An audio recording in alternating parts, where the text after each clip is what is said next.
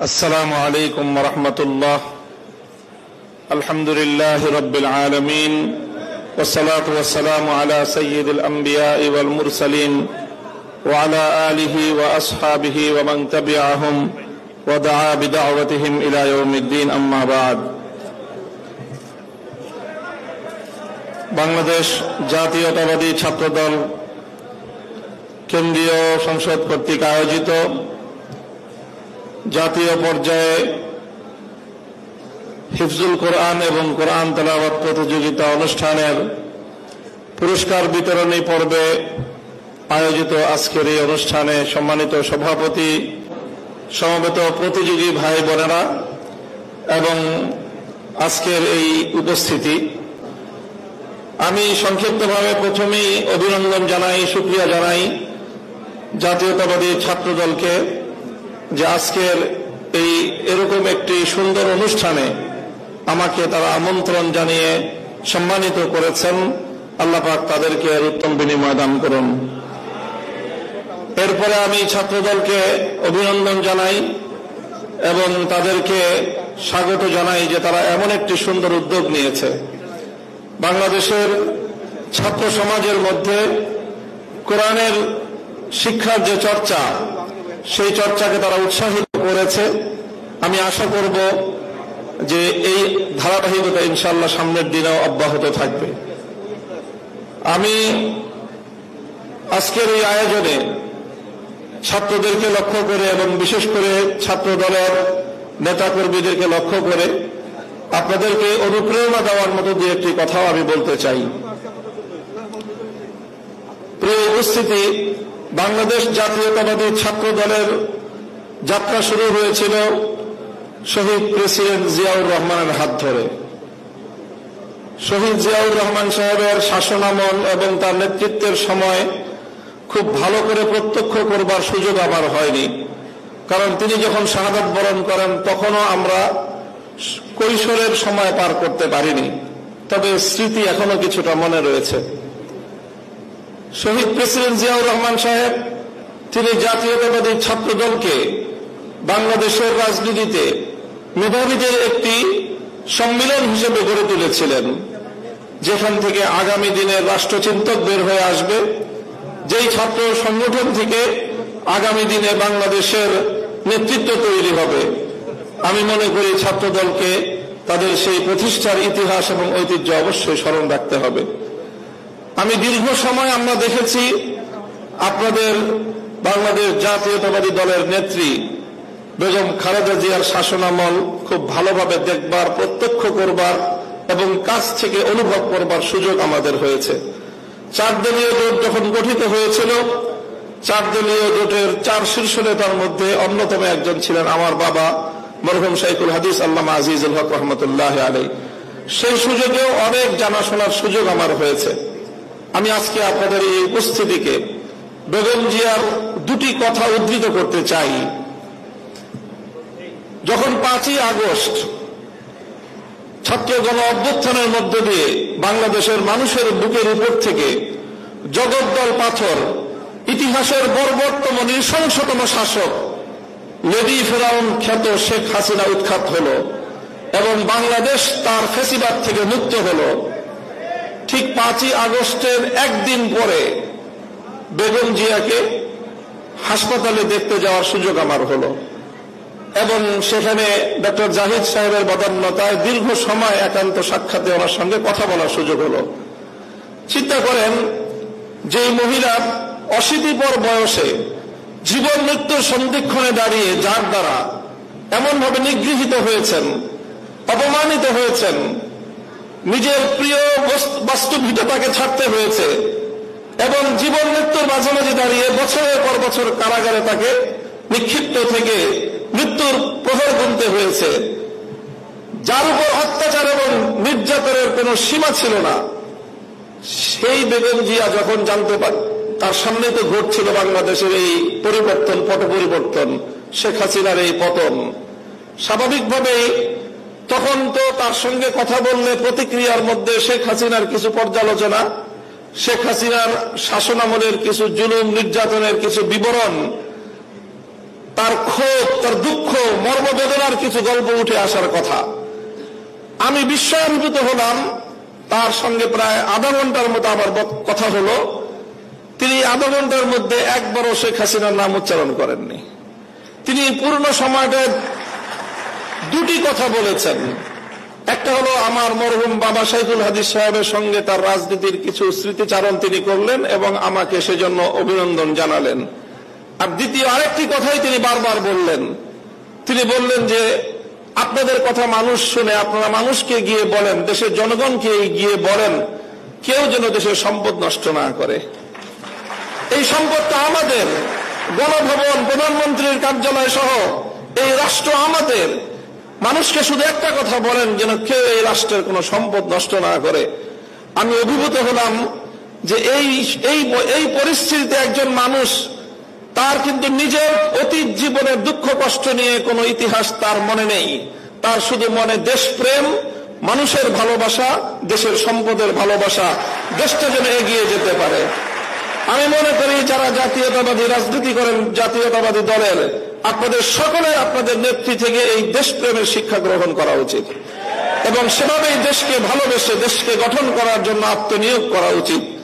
এবং আমি ওনার ব্যক্তিগত জীবন এবং তার অর্থনৈতিক স্বাবলম্বিতা সম্পর্কে যে তথ্য আমরা জানি, সেটা আসলেই বিস্মিত হওয়ার মতো যে 3 বার বাংলাদেশের রাষ্ট্রপ্রধান, প্রধানমন্ত্রী থাকা পরেও তার অর্থনৈতিক যে সক্ষমতা, তার যে সাধারণ মাত্রা, সেটা বিস্মিত হওয়ার মতোই। কাজে সেই চেতনা থেকে, সেই প্রেরণার দ্বারা আপনারা রাজনীতি করবেন, এটা জাতীয়তাবাদী ছাত্র দলের সকল নেতাকর্মীর প্রতি আমার উদাত্ত আহ্বান থাকবে।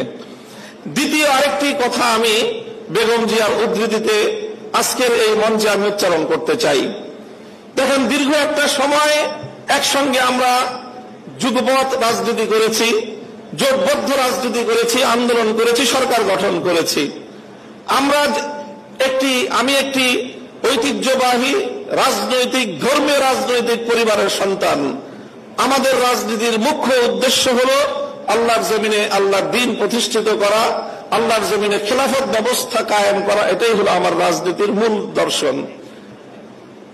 তবে আপনারা যে রাজনীতি করেন, সেই রাজনীতির সাথে আমাদের রাজনীতির কিছুটা পার্থক্য আছে। সেই পার্থক্যের জায়গাটুকুও বুঝতে হবে এবং সেখান থেকে আপনাদের দায়িত্ব এবং ভূমিকার কথাও আমি বলছি, আমার বক্তব্য দিয়ে নয়, বরং আপনার নেত্রীর উদ্ধৃতি দিয়ে। বেগম জিয়া আমাদেরকে বলেছেন অনেক সময় যে দেখেন হুজুর, আমরা ইসলাম প্রতিষ্ঠার রাজনীতি আমরা করি না, তবে আমাদের পরিষ্কার অবস্থান হলো এই যে আপনারা যদি ইসলাম প্রতিষ্ঠা করবার জন্য দেশে রাজনৈতিকভাবে সামনে অগ্রসর হয়ে যেতে পারেন, আমাদের বিএনপির পক্ষ থেকে সহযোগিতা পাবেন, বিরোধিতা পাবেন না। এই যে আজকে হাবিবুন নবী খান সোহেল ভাই যে কথাটা বললেন, অনেকেই বিএনপি এবং আওয়ামী লীগকে এক পাল্লায় পরিমাপ করে। আমি মনে করি এটা অনেক বড় অবিচার।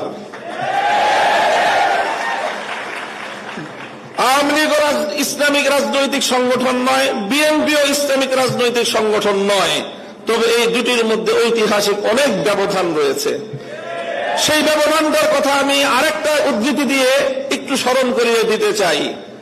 বাংলাদেশ জাতীয়তাবাদী দলের একজন মরহুম নেতা, সাবেক মন্ত্রী চৌধুরী কামাল ইবনে ইউসুফ, আপনাদের অনেকের নাম মনে থাকার কথা। তার একটা উদ্ধৃতি, তিনি একদিন এক প্রসঙ্গে বলেছিলেন, একটা কথা বলতে গিয়ে বিএনপির প্রতি তার নিজের যে অধিকার, সে অধিকার সাব্যস্ত করতে গিয়ে বলেছিলেন যে বেটা, আমি 200 বছর ধরে বিএনপি করি। কি বলেছেন? 200 বছর ধরে আমরা বিএনপি করি। আপনাদের অনেকের মনে প্রশ্ন জাগতে পারে, বিএনপিতে প্রতিষ্ঠিতই হলো স্বাধীনতার বেশ পরে, শহীদ জিয়াউর রহমানের হাত ধরে। আর চৌধুরী কামাল ইবনে ইউসুফের বয়স কত? 60-70 বছর। তো বিএনপিও তো 50 বছর আগে জন্ম নেয় নাই। চৌধুরী কামাল ইবনে ইউসুফের বয়সও 50 বছর নয়। তো ওই বেটা কিভাবে 200 বছর ধরে বিএনপি করে? আপনাকে বিএনপির ঐতিহাসিক রাজনৈতিক ধারাটাকে আপনাদের অবশ্যই ধারণ করতে হবে। চৌধুরী কামাল ইবনে ইউসুফের বক্তব্যের মূল কথা ছিল এই, যদি আমরা আমাদের এই জনপদের অতীত রাজনীতির ইতিহাস পর্যালোচনা করি, তাহলে সবসময় আমরা এদেশে দুটি ধারা লক্ষ্য করতে পাই।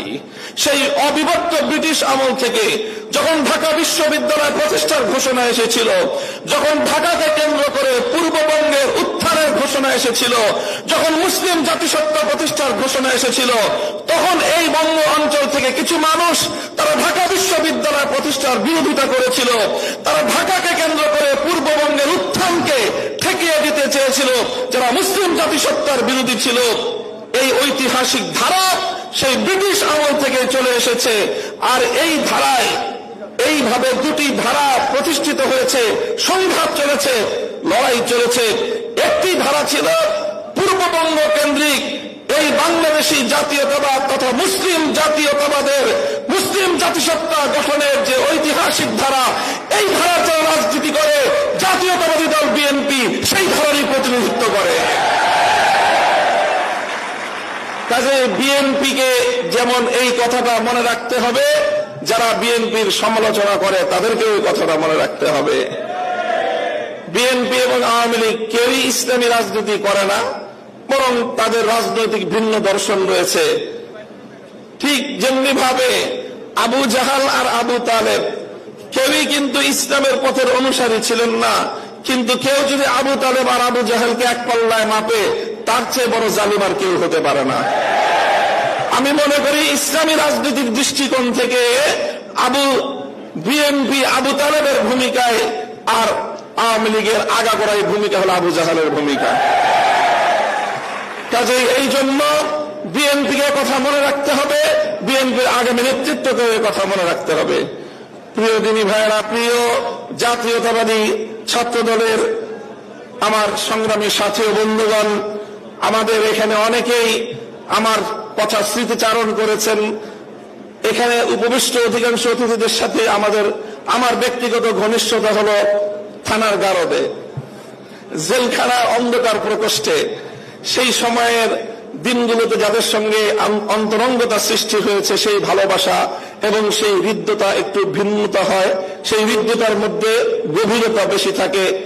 আমি আপনাদের এই শহীদুদ্দিন চৌধুরী আনি ভাই, সুলতান সালাউদ্দিন টুকু ভাই সহ আরো অনেকের সঙ্গে আমাদের সেই দুঃসময়ের দিনগুলো একসঙ্গে অতিক্রম করেছি। আরো অনেক নেতৃবৃন্দ ছিলেন, এই যে গিয়াসউদ্দিন আল মামুন সাহেব, তারপরে মিয়া নুরুদ্দিন অপু ভাই, আর এরপরে বিশেষভাবে যাকে আজকে আপনাদের এই মঞ্চে আমার স্মরণ করতে মনে যায়, তিনি আপনাদের প্রাক্তন কেন্দ্রীয় সভাপতি মরহুম নাসিরউদ্দিন আহমেদ পিন্টু ভাই।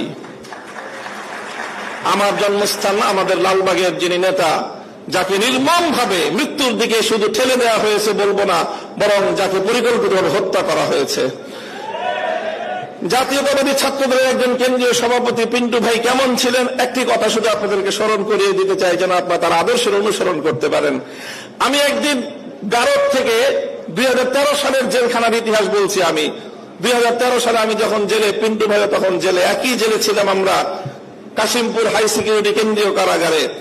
আমিও গেলাম, একেবারে যখন জেলখানায় পৌঁছলাম থানার গারদ কোর্ট থেকে, তখন আসরের সময় প্রায় শেষ হয়ে যায়।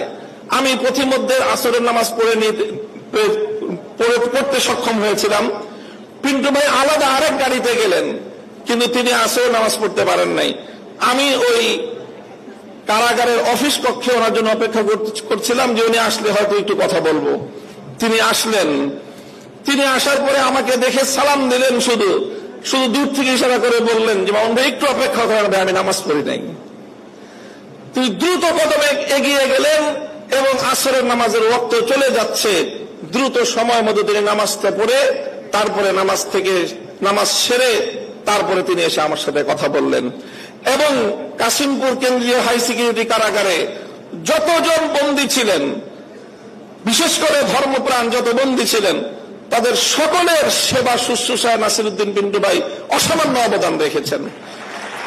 কাজে এইগুলো ছাত্র দলের ইতিহাস, ছাত্র দলের কেন্দ্রীয় নেতাদের ইতিহাস। এই ইতিহাসগুলো আমি আপনাদেরকে স্মরণ করিয়ে দিয়ে আপনাদেরকে আমি বলবো যে আপনারা ইনশাআল্লাহ এই ঐতিহ্যকে আপনারা ধারণ করবেন। দেখেন, আমি আবারও বলছি, রাজনৈতিকভাবে আপনারা একটা আদর্শের রাজনীতি করেন, আমরা আরেকটা আদর্শের রাজনীতি করি। তবে বাংলাদেশের প্রেক্ষাপটে একটা কথা আমাদেরকে মনে রাখতে হবে, সেটা হলো বাংলাদেশের জাতীয়তাবাদী শক্তি এবং ইসলামী শক্তি পরস্পর সহযোগিতার মাধ্যমে বাংলাদেশের স্বাধীনতাকে রক্ষা করতে হবে। যদি জাতীয়তাবাদী শক্তি এবং ইসলামী শক্তির মধ্যে বিভেদ তৈরি হয়, বাংলাদেশ বিপন্ন হবে, বাংলাদেশ বিরোধী ফ্যাসিবাদী শক্তি আবার শক্তিশালী হবে। যারা বাংলাদেশ থেকে ইসলামকে মুছে ফেলতে চায় তারাই বাংলাদেশের স্বাধীনতার শত্রু, তারাই বাংলাদেশের স্বাধীনতার দুশমন।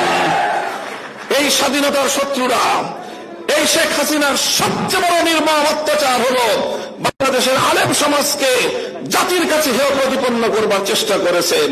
যতজন আলেমকে তারা ফাঁসি কাষ্ঠে ঝুলিয়েছেন, যতজন আলেমকে নির্মম অত্যাচার করেছে, প্রত্যেকজন আলেমের সঙ্গে এমন নির্দয় আচরণ করেছে এবং তাদের চরিত্র হননের এমন জঘন্য আচরণ করেছে। ফেরাউন কারণ নমরুদ যে আচরণ করেছিল, শেখ হাসিনা সেই আচরণ করেছে।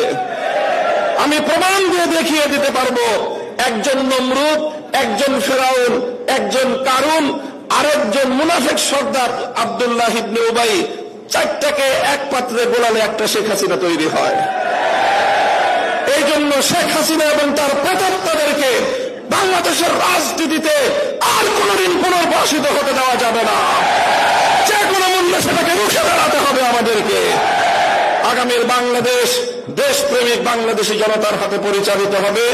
বাংলাদেশ সামনের দিকে অগ্রসর হয়ে যাবে এবং আপনাদের জাতীয়তাবাদী দলের বর্তমান আপনাদের এই চেয়ারপারসন বেগম জিয়ার সুস্বাস্থ্য কামনা করি এবং ভারপ্রাপ্ত চেয়ারম্যান তারেক রহমানের নেতৃত্বে গোটা বাংলাদেশ জুড়ে নতুনভাবে ছাত্রদল আবার পুনর্গঠিত হবে, সুসংগঠিত হবে এবং মেধাবীদের দ্বারা দেশ গঠন করার যোগ্য নেতৃত্ব এখান থেকে গড়ে উঠবে, বেরিয়ে আসবে, সেই প্রত্যাশা ব্যক্ত করছি। এজন্য বিশেষভাবে জনাব তারেক রহমান সাহেবকে আমি অভিনন্দন জানাই, ধন্যবাদ জানাই এবং আমি এই প্রত্যাশা ব্যক্ত করি যে আগামী দিনে দেশ গঠনে বিশেষ করে ধর্মীয় বিষয়ে আমাদের এক্সপার্টিস আছে। সেই জায়গা থেকে আমি জনাব তারেক রহমান সাহেবকে রাষ্ট্র এবং রাজনীতি পরিচালনায় ধর্মীয় দৃষ্টিকোণ থেকে যে কোনো ধরনের পরামর্শ এবং সহযোগিতা দেওয়ার জন্য ইনশাআল্লাহ প্রস্তুত রয়েছি। এই পয়গাম আমি আজকের মঞ্চ থেকে জাতীয়তাবাদী ছাত্র দলের পক্ষ থেকে তাদের অভিভাবক, বাংলাদেশ জাতীয়তাবাদী দলের অভিভাবক এবং তাদের মূল নেতা, আগামী দিনে তাদের কান্ডারি ভারপ্রাপ্ত চেয়ারম্যান জনাব তারেক রহমান সাহেবকে দিয়ে এবং আপনাদের সকলের সর্বাঙ্গীন সাফল্য কামনা করে সকল প্রতিযোগীদেরকে ধন্যবাদ জানিয়ে বক্তব্য শেষ করলাম। আসসালামু আলাইকুম ওয়া রাহমাতুল্লাহ।